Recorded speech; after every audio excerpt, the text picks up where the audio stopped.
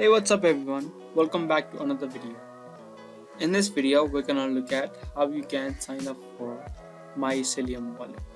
Watch this video till the end to know how, and don't forget to subscribe to our channel if you haven't already and turn on the notifications. So let's get straight into the video.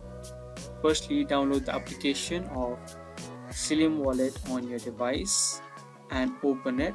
As soon as you open it, you can see an interface similar to this. From here, you can choose either to restore your backup or to create a new wallet. You need to click on create new wallet. Now in the next scene, you can see an interface similar to this. Now what you need to do is create a backup for your wallet. Hit next. Now you will be given a bunch of words or phrases that you must store it, and you should not share this with anyone. Now in the next page, you will need to enter the phrase or seeds that you were given in the correct order.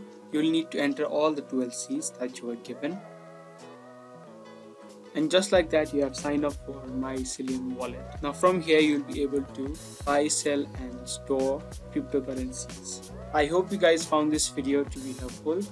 If you did, don't forget to give us a thumbs up, and we will be soon back with similar videos such like this. Thank you for watching.